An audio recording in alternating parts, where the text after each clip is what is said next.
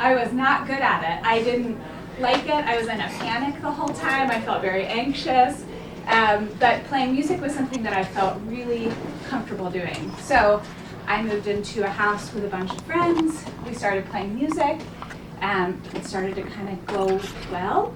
And I taught some piano lessons on the side, and then eventually started to be able to actually go out on the road and tour. I spent many years driving a little van, sleeping on floors, eating white rice for dinner, just really doing whatever it took to be able to sort of like live my dream, which was to be a performer, which was to be on stage.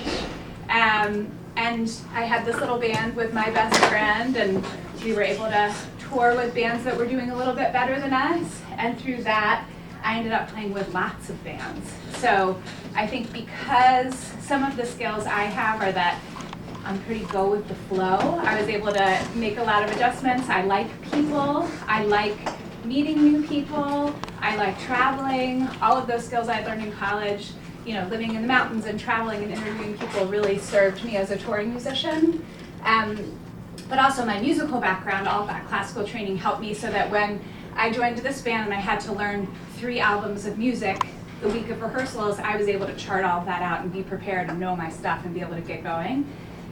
So then I had this sort of big leap where I started playing on some TV shows, a little Late Night with Seth Meyers. I was on the David Letterman show. I started to be able to like branch out a little bit more, and I ended up joining this band called Grace Potter. She's like a big, wild rock and roll singer.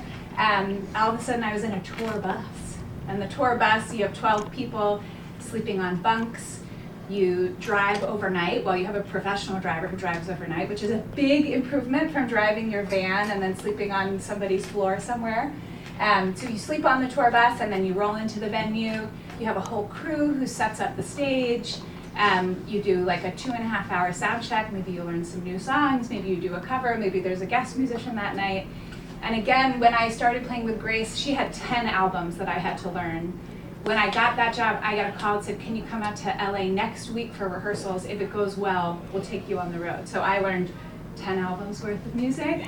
I was very friendly. I was very open. I was able to go with the flow. And I toured with her for many years. You are in legal trouble. So if someone's got a problem, lawyers, our job is to try to fix it. One way we fix that is by working with the law, doing our reading and writing, but sometimes you have to give that practical advice to somebody too. Next slide. There are lots of different types of law. I do what's called employment law. So my whole specialty, all the rules and laws that I know are all about what it's like to be an employee. And I represent, what I do, I love it. I represent companies and I help teach them this is how you have an employee at your company lawfully. Sometimes people sue the company they work for. When they sue the company, then I'm the one going to court representing the company and trying to argue why we don't think the person has sued for a good reason. But that's not the only kind of law. Family law, people representing kids or adults who are having some sort of issue or dispute. Criminal law, somebody gets caught up, they need a lawyer to help them out. Contract law, this person, they're reading contracts, they're reading it in really deep, big detail, and they're making little edits here and there to make sure the comma's in the right place. There's all sorts of different law, and so if you're interested in being a lawyer, don't think that you have to do it one way. And there's people who even go to law school, get their degree, and they don't even do any of this stuff. They end up doing something else, like they might become the CEO of a company. Paying attention in school, reading and writing are extremely important because it's a big job about communicating, right? These drawings are about communicating information. Art might be important, although as you see, it's hand drawings, or not hand drawing anymore, so maybe not as important as it used to be.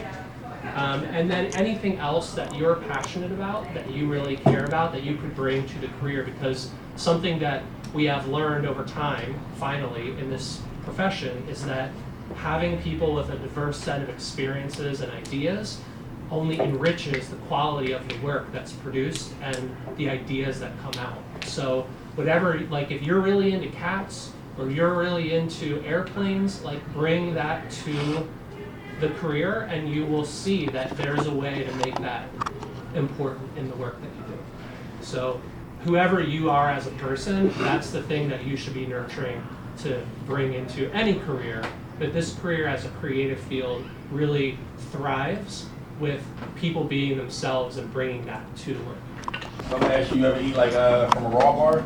You said your dad a chef, right? Yeah. Any like raw oysters or Yeah, raw he clams and likes stuff like that? Brussels. Yeah. So what I do with this is what I do at a raw bar. So it's all raw oysters and raw clams and things like that. So we inject this knife into like the back of the clam, we twist it, open it up, and we serve it to the people. We usually serve it with a mignonette sauce, like a little horseradish, a little Tabasco, and stuff like that. So this is a really cool knife.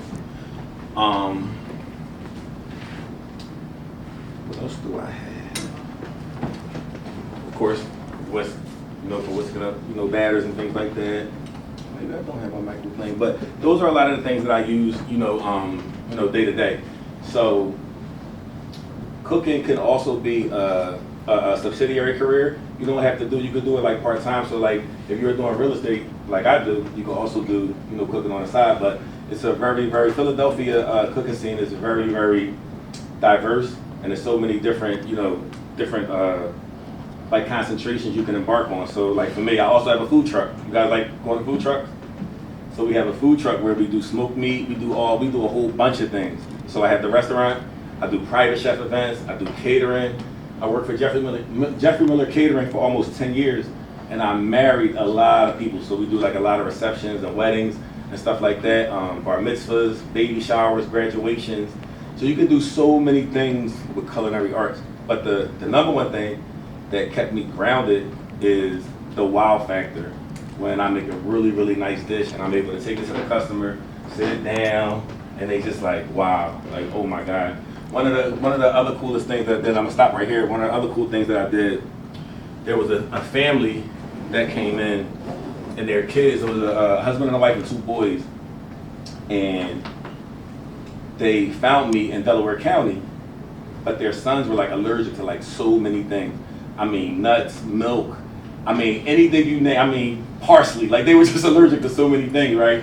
And they finally found somewhere where they could eat safe, because like all of my stuff is like nut-free, dairy-free, all of the things that they were allergic to, their kids were safe to eat there. And I was really happy that I was able to, provide a meal to the family where they all could eat together. They didn't have to source food from this restaurant and bring it there, or all of those things. So even at the table, like the family, like I swear to God, you guys, they broke down and just started crying. The 2 kids, the mom and the dad, really just started crying because they found somewhere that they were safe and their kids could eat and everything. So that's my spiel. Any questions? Back and reset. So I have like my different days. I'm just waiting for this to load up for daily tasks. There. A day for me, like I said, being a creative entrepreneur, there's a lot of tasks that come into it. You have to, I have to create my curriculum and lesson plans for my instructors. I have to do my own physical and educational training. Like I said, I have to skill build. I cannot be a teacher and cannot teach people if I don't practice myself, right? Does anybody want to be coached by a person that can't even throw a ball? You want to be coached in a football and your coach can't throw a ball? Let me know. Some of y'all looking like absolutely not. Exactly. So I have to keep up myself. Choreographing, making sure I take time to work on productions and movements. Again, I say this all the time, there's still administration, no matter what you do. Unless you're somebody like a Beyonce, where you have somebody you're paying to do that, and even then, somebody like that is still sitting next to you and looking like, okay, but I want to see the numbers myself. You need to be budgeting. You need to be, running payroll. You need to be making sure your bills are paid. You need to be making sure you have all the materials you need so that things can get done. So I have to make sure I take time for that. And then, of course, marketing. I have to be on TikTok and Instagram as much as I don't like it, but I have to make it because y'all not gonna see it if I just, talk about it right here. I have to meet my audience where they are. So capturing content, developing social media campaigns, newsletters, and things like that. Meetings with organizations and stakeholders to pitch programs and stuff like that. That's literally my daily task. I would love to have been an engineer. And honestly, I probably would have ended up somehow in the risk management world for the engineering side, but yeah, an engineer I think would have been my route.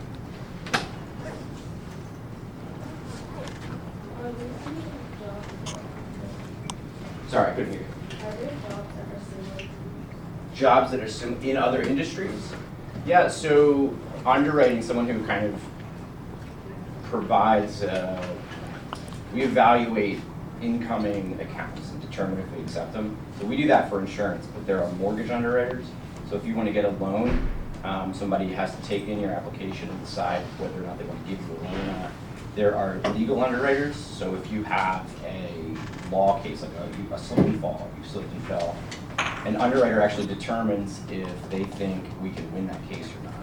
So for a lawyer, there's underwriters for all three of those industries. Go through summers or whatever.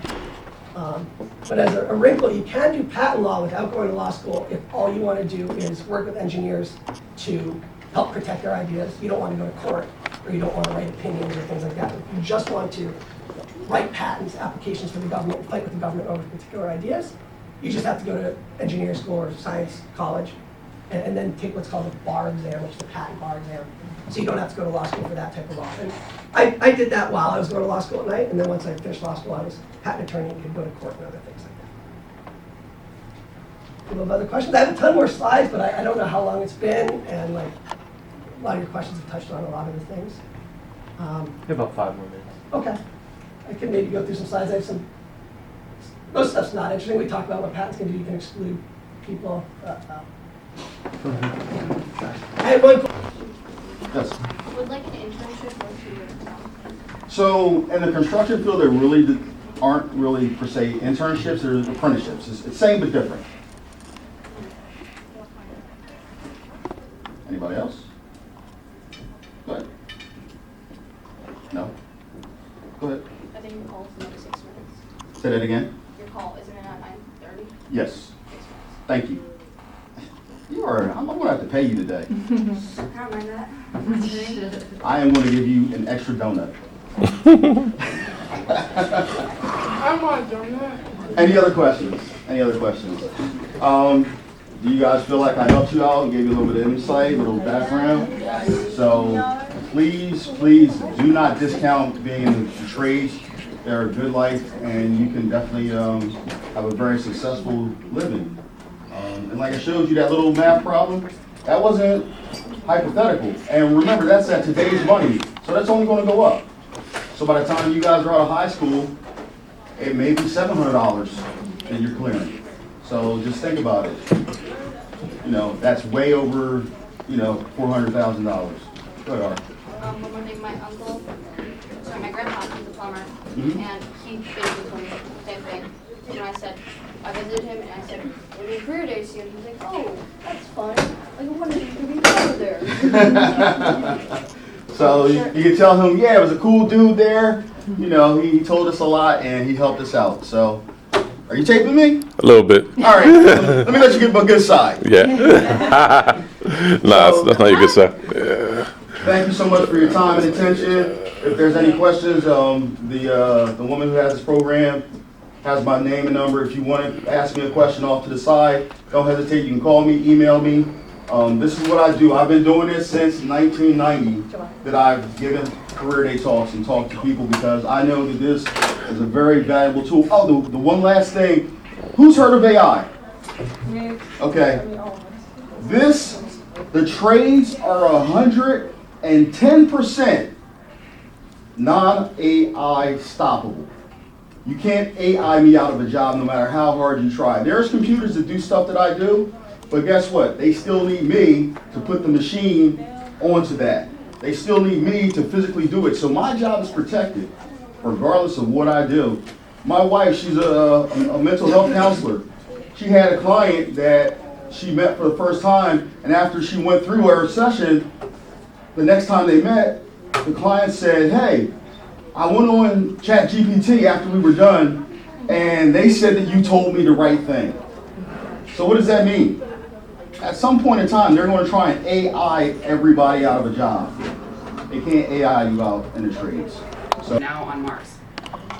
And I'll show you some pictures of that. And I did a master's in 1 year, which is the fastest that program's ever been done because I'm impatient. And then for 6 years I worked as a robotics engineer after that. And then during this time, I actually started teaching at night. And I started teaching students engineering at night. And I decided that I wanted to make teaching my full-time job and like engineering projects kind of my side job. So then I went back to school at New York University and finished that PhD degree I'll talk about in a minute in 2014. So PhD, anyone have any idea what PhD stands for? I've seen this acronym before. Yeah, philosophy, what's the D? Hi. Are you sure you said? Doctorate, yeah, philosophy, doctor of philosophy. And the first time I saw this, when an engineer had it, was at a company I worked at when I was maybe 17 in high school, and the boss of the company, the CEO, had a PhD in engineering, and I was like, why would you get a doctor of philosophy degree in engineering? What even is that? So this is just the name we put on a degree that takes somewhere between 4 to 8 years after regular college in order to be a professor, is one reason you'd get it. Also to be a researcher. If you've ever heard of national labs or like researchers say like blah, blah, blah, scientists say this. We have a lot of institutions and companies around the country and world that have people that are very passionate and interested in very specific things that it takes a long time to get good at doing. So you've heard of doctors. That degree is an MD or medical doctor. I have a doctor of philosophy and engineering, which is a more academic doctor, teacher doctor. Ever wanted. It was my dream from the time I was really little. But yeah, you know, it took me about 15 years out of college before I could really go for it. My parents weren't artists. My mom was a music teacher and my dad was a scientist, so I didn't grow up in a house of artists, so I didn't really know how to do it, you know.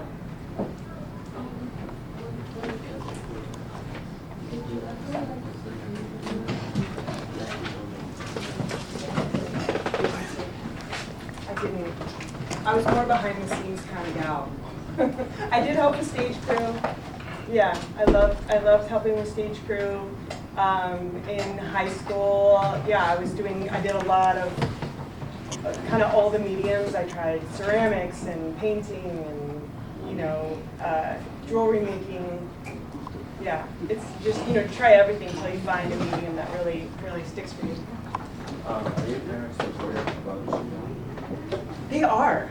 Yeah, they are. I think,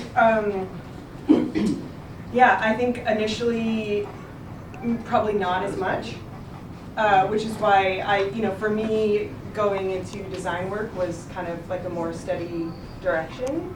But yeah, I mean, like I said, they weren't in the arts, so they were kind of like, that's not a real job. So I had to really just kind of figure it out on my own.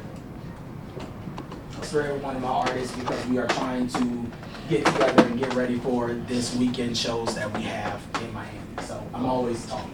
I discussed the creative path for my artists, right? You ever see an artist? How many of y'all like, who's a good person I can use? Taylor Swift. Anybody here listen to Taylor Swift? All right, so Taylor Swift has her eras, right? Same thing with Beyonce, right? They have eras. So every time when they go through a different era, that's a different creative process. And there's always people there to guide you through that process. My fiance, who you met earlier, she is a creative. And I always say that there's two parts to being creative. There's a visionary and then there's the vision carrier. So the visionary is the one who gets the idea and they have the thought, but they don't really know how to put it together. My job is to be the vision carrier, to actually put it together, to make it come to life, to make it be a thing. And I also travel as needed with performances and appearances. Now, because that I am on a different level as management and an agent, I don't have to travel with my artists as much as I used to. I know when me and my fiance first got together, I was on the road all the time, but now I spend way more time at home and I have road managers out on the road that take care of things on the road. So I just want to show you guys a couple of things. Sometimes when you're your age, you look at these artists, you look at these celebrities and you want to be them. But what you don't understand is that, like I said earlier, there's a ton of people behind the scenes that make it work. And there's a ton of people that are still involved, even though they're not the face of it. And so what I always try to teach kids your age and older is that some of these jobs, you actually make just as much, if not more money than the actual artist, and you still have a regular life. You still can go home, you still can take your kid to school every day, you still have a sense of normalcy. And I just want to do a little something because I know sometimes when we talk about these things, it could become kind of boring, it could become kind of mundane. So I'm going to just show you a couple of little pictures of some artists you may know. This is Kelly Rowland from Destiny's Child, Beyonce's best friend. I've worked with her in the past. She's a good friend of mine through the years. That's the rapper Lola Brooke. Worked with her. That's Coi Leray. Worked with her. The Jonas Brothers. That might be a little bit out of y'all scope, but that's me and my fiance with the Jonas Brothers. I know who they are. There you go. That is her, Gabby Wilson. I know y'all know her.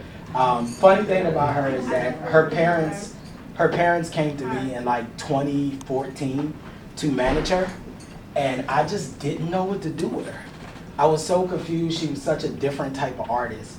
And I didn't take up the offer to manage her, but we stayed in contact, we stayed friends. She's still a super, super close friend of mine. And I consult with her all the time. So I still get a little check from her every once in a while. But I still do some things with her. Oh, I'll get to you. I promise I'll get to you. That's Ari Lennox during the time when I was managing her during her Pressure era. That was me working with Prince. We were getting him into the secret little travel compartment to get him on stage every night. And this is the group that makes me the most money and I have the most fun with. That is SWV, which is a 90s R&B group. I make the most money with them. I have the most fun with them. But those are the ones that keep the lights on. Every once in a while in my career, I get a chance to do something that's groundbreaking. It's not just about being in the limelight, you know, riding in limos and all that kind of stuff. Sometimes I get to do things that kind of changes the world. If y'all remember last year, there were the huge fires in California, the Palisade fires. There's a guy who's a big guy in the industry, Irvin Azoff. He put together a big event called Fire Aid, and we brought over 30 artists together in 2 different arenas in Los Angeles, and I happened to be one of the producers, one of the talent producers for that. Future teachers are using ChatGPT to plan lessons, and what makes a good lesson and what makes a bad lesson. So right now we have lesson plans from 100 teachers, and we're seeing what they did and what's good and what's bad. And again, I knew it. I was about to ask you, do you use ChatGPT? so I study ChatGPT and what's good and what's bad, and it's scary. So we are analyzing the lessons. We have 100 lesson plans, and so far I've analyzed 25 of the lesson plans. And these are teachers who aren't teachers yet. So the teachers had to prompt ChatGPT 25 times. So they put in a prompt to say, make a 6th grade lesson for me based on this state standard. And then we said, you have to do 5 prompts on top of that. And we analyzed their prompts to say, what did you ask them to make the lesson better? Out of the 25 things that we analyzed so far, we only have 2 lessons that we think are quality lessons that should be taught. For you guys, like, it's not fair. Playgrounds are cool, right? Like, I think you guys probably stopped playing in most playgrounds when you're like 7 or 8 years old. Like, there's like nothing to do. Nothing's tall enough. It's not fast enough. It's not cool. So the point of this was like, we're gonna get you up really, really high. We're gonna help you go really, really fast. And there's tons of places to hang out with your friends. And there's nothing that says you don't belong here. We don't want you. Like, there's a lot of defensive architecture that says teenagers should not be here. No loitering. They took out Love Park, the skate park, which is hilarious because Malmo, Sweden bought Love Park and built it as a teenage mecca in Sweden. Like, we need to create spaces that are for everybody, and we need to be super intentional about how we do that. So I'm always advocating for your age group in particular because we need more stuff for you. There's the skate park, but like, what if you don't skate? What are you supposed to do? Where are you supposed to go, right? I like hearing your voices. What would you want in your parks that would make it more fun? Haha, and tables turned. What do you guys want? Do you like going here? What part of it do you like? I mean, I like the swings mostly. The swings? Yeah. Yeah, which one? The big basket one, like similar to the tire swings one. Yeah. Do you hang out in it with your friends? Not too often. Sometimes I see like 10 kids on that swing, and I'm like, ooh, I think we engineered it so solidly. What else? What other part of it you guys like? Who, raise your hand if you've made it to the 30-foot tall slide and didn't pee in your pants.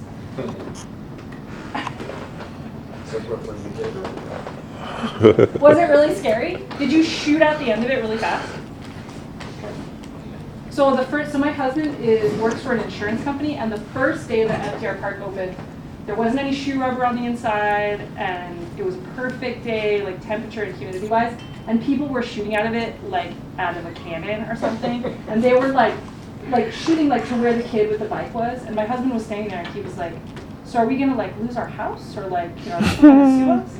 So now there's a lot of shoe rubber on the inside. It's not as fast as it was at opening day. When you say shoe rubber, just to me like people just using it. No, people as they go down are like, and they drag. Right. That's what I meant. Yeah. That's what I meant. Yeah. Yeah, but that was before, so it was like it had like no friction on the inside. Right. It was really fast. Well, if you guys have thoughts about how we can make better playgrounds for you, we're working on Clark Park right now in West Philly too. But that's not. We just started community engagement for that, so that's Like 42nd Second Street? off. Yeah. But I'm really hoping we get some good teenage space in our park because my kids are teenagers now. It's the ballpark. It's Citizens Bank Park. And it says inside there, it says Bedlam at the Bank. And it was really cool. The players wanted that in their ring or whatever. That was one of the things they decided on to put in their ring. And then I found out that our rings as employees of the Phillies, that was not going to be on there because ours wasn't going to have that fancy thing that slides off the top.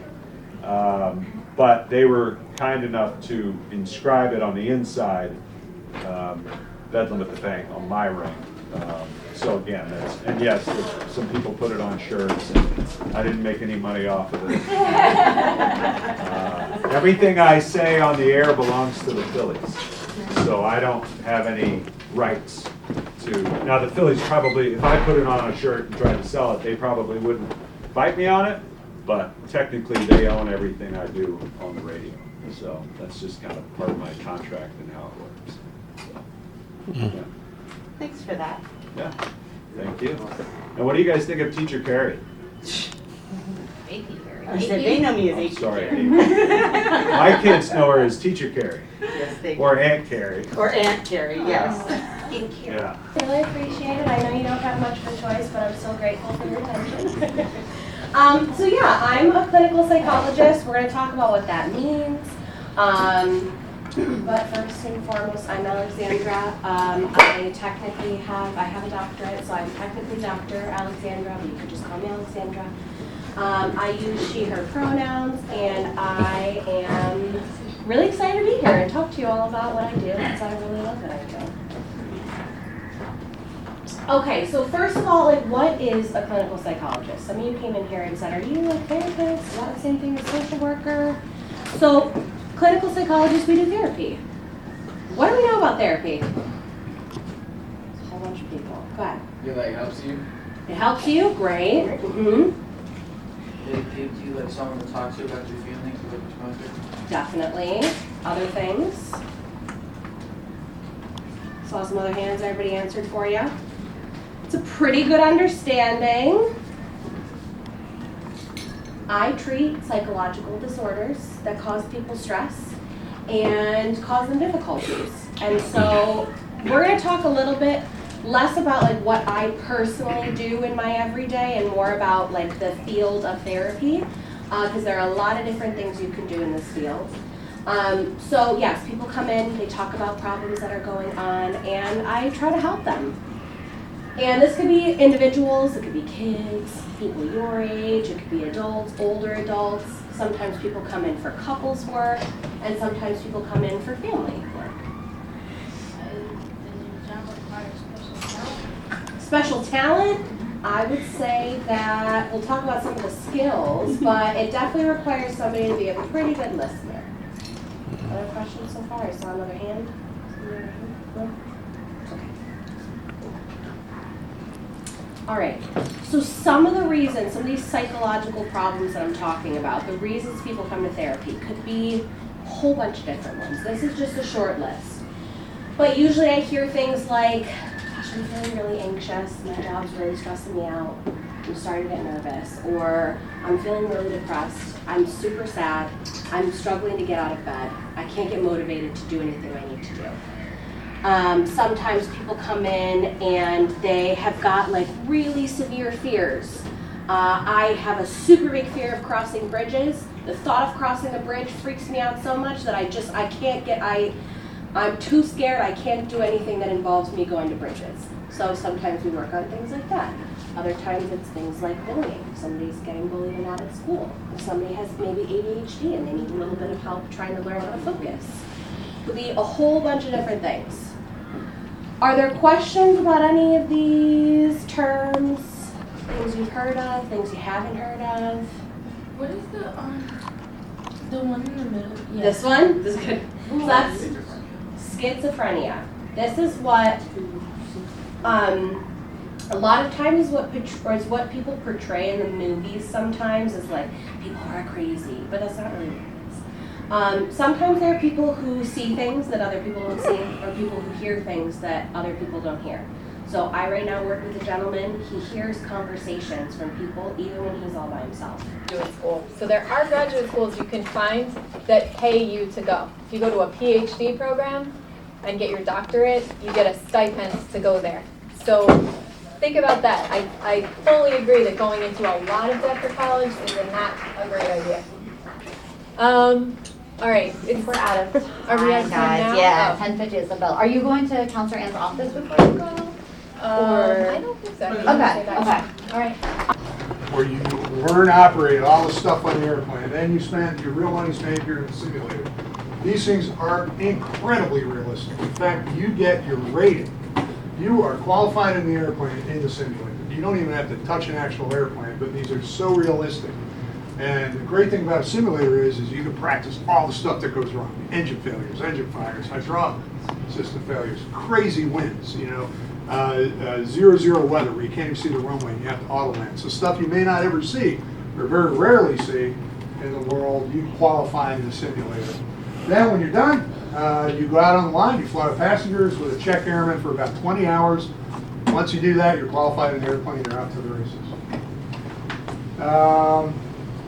So each month, we bid a schedule. The more junior you are, more junior people tend to be on reserve, which means you try to bid days off, and then you are, on the days you're on, the company can call you and stick you out whatever trip they need.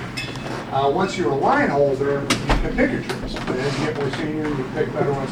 This is what my original schedule looked like from March. So I got a bunch of 2-day trips and a 1-day trip. I don't fly weekends. I'm senior enough where I don't fly weekends. These 1-day trips are generally easy 1-1 trips, and I tend to trade them for 1-day trips. I like to be home every night if I can. So this is an example of what my last day, this was what I did yesterday and the day before, except it fell apart. I'll tell you a little bit about that. So took off out of Philadelphia. I don't think my little light's working here, but so we took off out of Philly, flew to Las Vegas. We were supposed to fly to Las Vegas, but there was holding. There was a lot of slowdown getting into Las Vegas, so we had to hold, and we had to make a decision on how long we could hold, how much gas we had, how long we could wait to land in Las Vegas, and we hit the point where we decided we didn't have enough gas, we had to go back to Salt Lake City to get some more gas. So we flew to Salt Lake City, landed, got some more gas, and then we finally got to Las Vegas a little bit late. But those are the kind of decisions pilots are paid for. Spent the night in Las Vegas, and then flew back yesterday morning, got in early, back to Philadelphia. Schedules can be way more complicated than this. You could have a 4-day trip, you could have 1 day with 4 legs in it. But again, as you get more senior, or as you gravitate towards stuff you like to fly, you tend to see one kind of job over another, or one kind of trip over another. So before a pilot even arrives at the airport, there's a whole lot that happens. This is the Integrated Operations Center in Dallas-Fort Worth. Huge center. We got dispatchers, we got load agents, we've got weather people, we've got, there's a command center kind of in the middle where managers can make decisions on the spot. In this center, they assign an airplane to your flight. The dispatcher shares responsibility for the flight. So this person, they come up with a flight plan. They look at the weather, they look at the airports, they make a flight plan. The load agent figures out the load, how many passengers we have, how much cargo, how much fuel from the dispatcher we're going to need, and they figure out the weight and balance of the airplane before the pilot even shows up to make sure it's safe to fly. If there's a write-up on the airplane, the mechanics will fix it, the cleaners will come in, clean it up for the last flight. Caterers load meals and service items, the fueler comes out and fuels it to what the dispatcher says they need. All this stuff happens. Then for the pilots, we show up 1 hour before. 1 hour before, we sign in on our phones or on our iPads. We say we're fit for duty. We got enough rest, we're good to fly. The captain will review and sign the flight plan. If you need to make a change, you make a change. Who's terrified of the water? What I'm saying. So the people who are terrified of the water, when I learned how to swim when I was 21, it changed my life. It is just like being in front of the room and speaking in front of the room is a terrifying thing for most of us. Some of us are terrified of the water. When you get over those fears, it changes your life. And being in the water is one of the, who loves to swim? Okay, how amazing, why do you love to swim? I'm not on you anymore, okay? Why do you love to swim? Because it's calming when you're by yourself. Right. And for all of us who are terrified of the water, it is not calming, right? It is like you go near the water and you are already panicking. You can feel it in your chest. The same thing with public speaking. In fact, there's two of the things. So what we try to do at the Ethical Society is give people a chance to learn how to speak in public, learn how to swim, learn how to. Who here likes playing in the dirt? Come on. So we have an environmental education summer camp. So I grew up in South Philly, and one of my favorite things growing up was playing in the dirt in the community garden, planting trees, planting all kind of vegetables, things you can eat. So at the Ethical Society, we're on Rittenhouse Square. We own and operate a building on Rittenhouse Square, and we also own and operate a summer camp in Chester County. And I'm not going to give out our pamphlet, but what I'm going to do is I'm going to give you, your teacher will give you a pamphlet at the end of the class. And that is good, you have my word for it, for one free event that you can invite your family to at the Ethical Society. So if you want to come to any event, a concert, or one of our more events focused on gardening, we have all types of, every Sunday it's a different musician. So this Sunday we have a vibraphonist. Has anyone ever seen a vibraphone? Yeah, that's right. Look, when you go on Google vibraphone, all right, it's like a xylophone, but it's got motors that spin the tunes. So you can basically, it sounds electric, even though it's not. It's not. I mean, it does have electricity running through it. Okay, so you're welcome to come by Rittenhouse Square, come by the Ethical Society with your family. Both of these jobs, I work at a college, focus on democracy, and I'm the director of the Ethical Society. Questions? Questions for me? Yes. Are you paid by the hour, or is there a salary? No, I'm salaried. So even if I work, no matter how much I work, I'm always paid the same amount. Did you say how did you get into this? Yeah, so I always, going back to the market, the 9th Street Market, I was always really interested in the intersection of cultures and people from very different parts of the world working together on community projects. And so actually it was through that, growing up in that neighborhood and working on community projects, that I got really interested in democracy and how we make decisions in groups and working together in groups. And specifically things that are connected to the natural environment. So I've always been interested. My mom's a gardener. Yeah. Is that the job? Is that job that you thought about when you were working? No, this is the other thing. I didn't know half the jobs that exist in Lviv, I had no idea they existed. Right. And everyone, we're all walking around with models of how the world works and what the world is, and we're all wrong. None of us know what the world is really like, and that's why you got to get out. And you always, the metaphor I always use is you always have to be fishing. Who here is ever going fishing? I know we're all saying, wow, a lot for growing up in the city. Okay. So fishing is about patience, but it's also about if you don't have your hook in the water, you're never going to catch a fish. Okay. So the other metaphor is like you always miss the shot you don't take. Basketball metaphor. You're all basketball players. You always miss the shot you don't take. Penguins? Anything with penguins? Yeah. Aztecs? Nice. Yep. Cheetahs. Cheetahs? Okay. Yep. The fire that burnt her. Say it again. The fire that burnt The fire that burnt her. Okay. Yep. It's a documentary that came out 2023 called the something about the best neighbors. Perfect Neighbor. Yeah, that I was one. just going to ask if anyone's seen that. It's on Netflix. Came out last year, actually. Oh. It's all body cam footage, right? Yeah, that's nominated for an Academy Award this year. So one of the 5 films that's possibly going to win an Academy Award. So yeah, so you all are, so you know what documentaries are. Many of the ones you talk about are about like the animal kingdom, the animal world, right? But then there's lots of documentaries that people make about topics and ideas, right? Where they're kind of like the filmmaker either has something they're really interested in and they want to make a film about it and they want to kind of find different ways to explore that topic. It's a little different than a scripted narrative film, but really it's just a different way of communicating with people in the world. And I also, the other thing I do that's not on here is I teach at Drexel, which you all know Drexel? Yeah? Anybody know people that go to Drexel or went to Drexel? What's that? My cousin goes there. Cousins, yeah, awesome. Yeah, so I teach in the art school, I teach in the film program, and I teach documentaries, which is what I make, which is kind of fun. It's sort of what I yeah. What's that? Can I work from home? I do work from home a lot. Yeah, I work from home. I have 3 offices.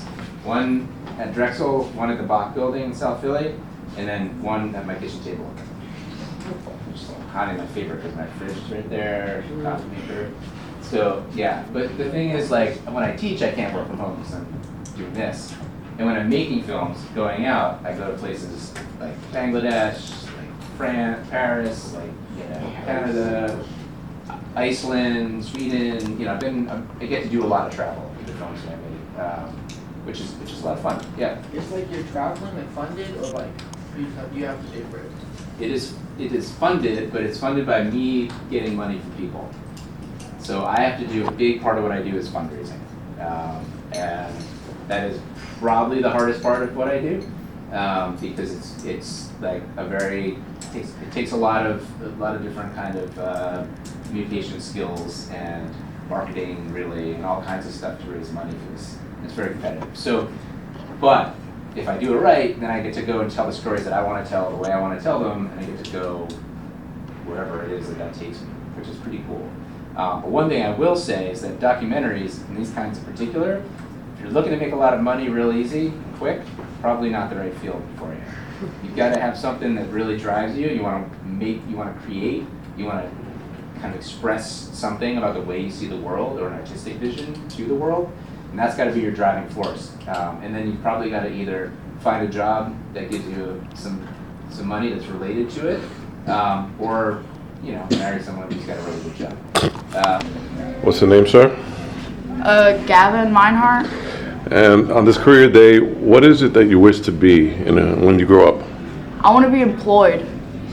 Okay, employed has a vast array of options. What is it that you would like to be specifically, if you have anything specific? Either a professional Civil War reenactor, or a reenactor in general, or a history teacher for college. That's normal to have a lot of options at this age or at any age. What if you lose confidence somewhere along the way? What would this age of yourself, this version of yourself, tell your older version of yourself to keep going? How would you do that?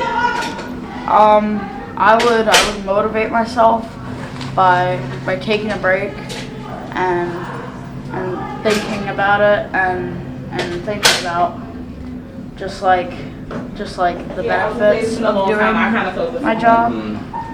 if I would have it in the future. So yeah. Any last words? I see yes and